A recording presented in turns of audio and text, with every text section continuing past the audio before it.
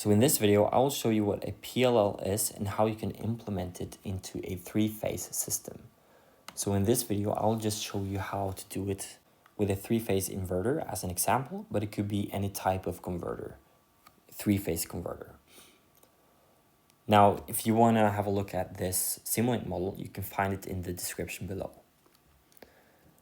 Now, so this three-phase inverter has a three-phase grid voltage, which is sinusoidal. And this here is the theta, which describes the angle of the grid voltage. So the PLL essentially finds theta.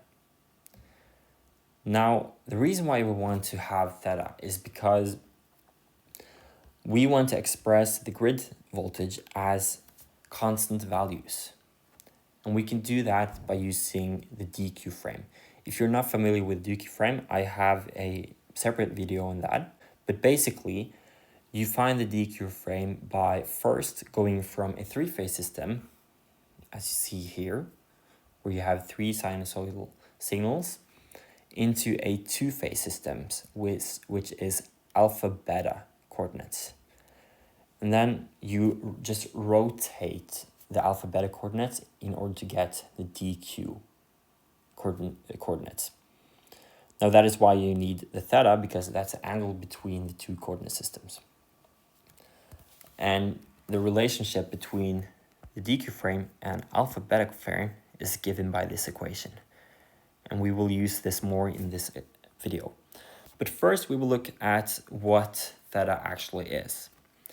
So theta, when it's 0, you can see that phase A of the voltage is at its maximum value. And when phase A is equal to 0, you can see that the theta is about pi half. So if you remember how the cosine behaves, you can see that the waveform satisfies the cosine of theta, of this theta. So we can rewrite VA as the magnitude of VA multiplied by the waveform, so which is cosine of theta. And now we want to introduce this equation again. So we know that V alpha is equal to VA. That is just how it's defined. Now this means that because VT and VQ are constants, we know that the magnitude of VA must be equal to VT in order for this equation to satisfy. And this also means that VQ is equal to 0 because it's not a part of this equation here. So basically what the PLL does is it finds the theta where VQ is 0. So it just drives VQ to 0. So if we go back to the theta block, you can see that in goes the voltage in DQ coordinates and out goes the theta value. Now if we go into the PLL, I think it's easier to explain the PLL if we start backwards. So obviously here is the theta. Now the wrapper just changes the interval of theta. It doesn't really change anything. Now since we're going backwards, integration becomes derivation. So the derivative of theta is equal to the angular frequency. So this is the angular frequency. And this is actually the angular frequency of the grid because theta is the angle of the grid voltage. So that's why we have a feed forward of the grid frequency in radians. And that means that this must be the change of omega. And here we just have a filter. This should be filter. So this is still the change of omega. So this means that out of the PI controller, we have the change of omega that we want in order to get the correct theta.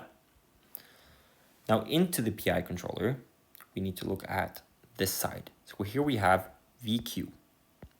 Now we want to drive VQ to 0, which means that the reference is 0. And then we subtract the real value of VQ, which is this one. And then we feed that into the PI controller. Now there's also a negative sign here. It depends whether you should have a negative sign or not, depends on how you've defined the DQ coordinate system. But the results doesn't really matter whether you have minus sign or not. So if we just try to remove the minus sign, you can see that we get still a change of angular frequency at 0, which means that it converged. We have the correct angular frequency. It should be at 314. And then you can see that we get a stable theta. So if you go back to this theta, you can see that earlier we had a theta which looked more like this, and that went down. So it's basically just shifted when we remove the minus sign.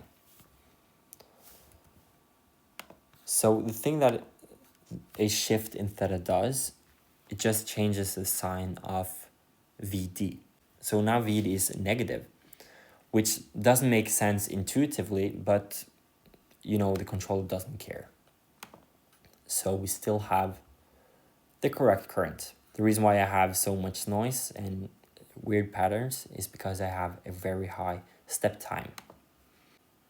So if you add it again, the minus sign again, you can see that we still get a correct theta. But now we have a positive VD and still VQ is 0. And then we have the same current, which is correct. So that was basically how a PLL works.